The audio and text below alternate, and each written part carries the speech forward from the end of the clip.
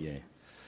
그러면 이승철은 이승철은 증인이 일방적으로 통보했기 때문에 기업으로서 경제수석의 지시에 무조건 따를 수밖에 없었고 임원진 선임이나 운영에 관여할 수 없다는 취지로 진술했는데 당시 이런 사실 없었죠? 예, 그렇지는 않았습니다. 그 당시에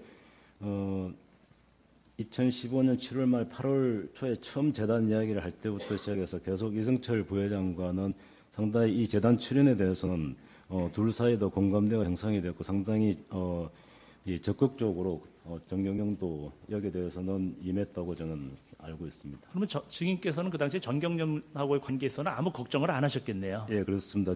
나중에 지금 이 재판 과정에서는 지금 다툼이 있지만 당시에는 정경련 특히 이승철 부회장과 제가 주로 소통을 하니까 상당히 양 재단 출연에 대해서는 이승철 부회장은 상당히 적극적으로 협조적이었습니다.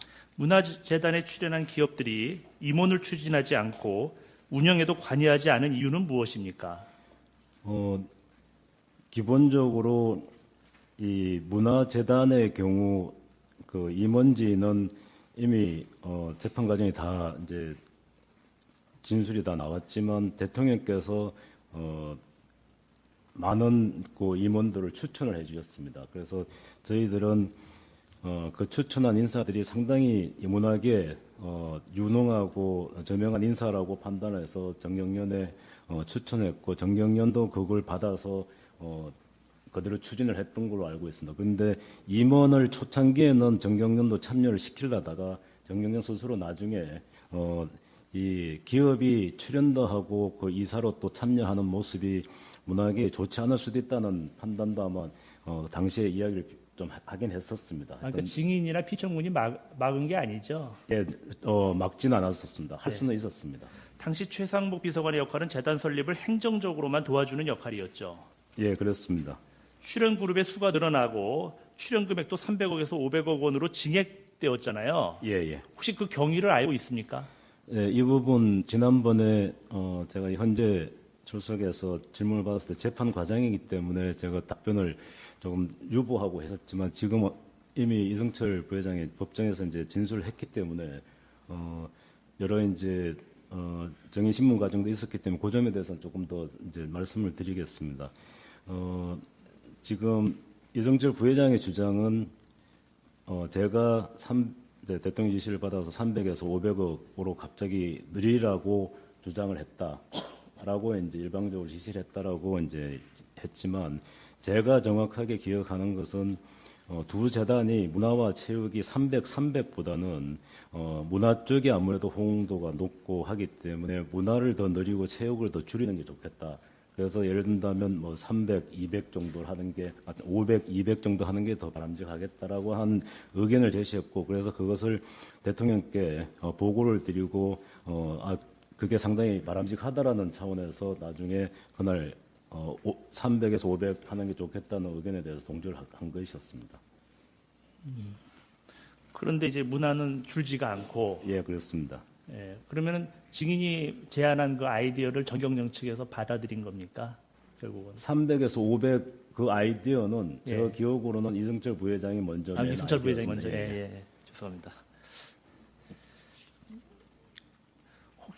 증인은 검찰에서 이런 말을 했는데 한번 들어보세요. 이승철이 처음에 300억으로 하려고 했는데 모으다 보니 500억 가까이 된다고 한 것입니다. 라고 진술했는데 맞습니까? 예, 맞습니다. 모으다 보니 호응도가 있다라고 하는 말과 동시에 아무래도 문화가 체육보다는 더 규모가 커야지 바람직하다는 이야기를 했고 그래서 저도 거기에 공감을 했었습니다. 그래서 대통령한테 거기에 대해서 보고를 드리고 공감하셔가지고 그대로 진행을 했던 걸로 오히려 알고 있습니다. 참여하는 기업들이 수가 많아져가지고 늘어난 거네요. 호응도가 커서. 제 기억으로는 그런 걸로 알고 있습니다. 당시 최상복 비서관의 역할은 재단 설립을 행정적으로만 도와주는 역할이었죠.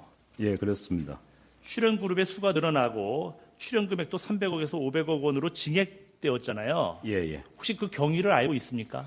예, 이 부분 지난번에 제가 현재 출석해서 질문을 받았을 때 재판 과정이기 때문에 제가 답변을 조금 유보하고 했었지만 지금 이미 이승철 부회장이 법정에서 이제 진술을 했기 때문에 여러 이제 정의 신문 과정도 있었기 때문에 그 점에 대해서는 조금 더 이제 말씀을 드리겠습니다.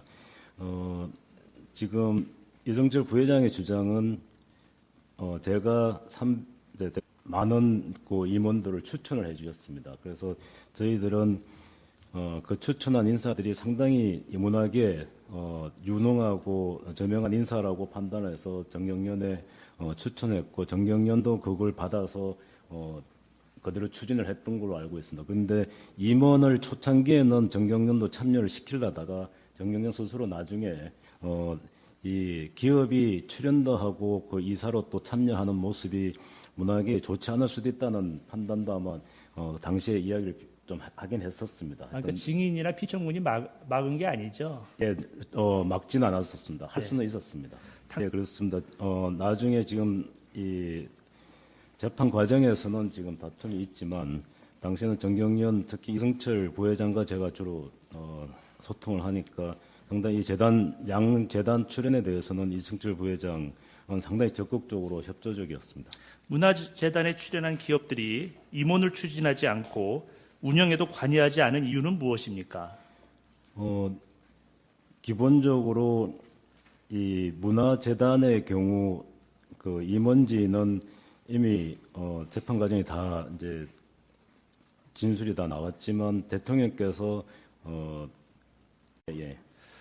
그러면 이승철은 이승철은 증인이 일방적으로 통보했기 때문에 기업으로서 경제수석의 지시에 무조건 따를 수밖에 없었고 임원진 선임이나 운영에 관여할 수 없다는 취지로 진술했는데 당시 이런 사실 없었죠? 예, 그렇지는 않았습니다. 그 당시에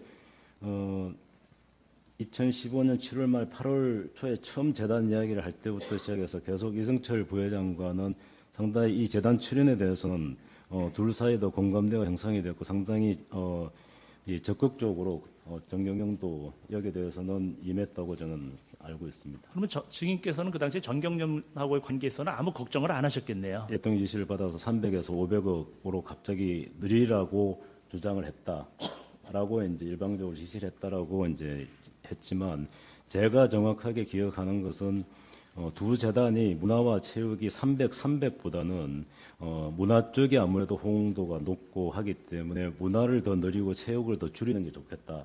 그래서 예를 든다면 뭐 300, 200 정도를 하는 게 500, 200 정도 하는 게 더 바람직하겠다라고 한 의견을 제시했고 그래서 그것을 대통령께 보고를 드리고 그게 상당히 바람직하다라는 차원에서 나중에 그날 300에서 500 하는 게 좋겠다는 의견에 대해서 동조를 한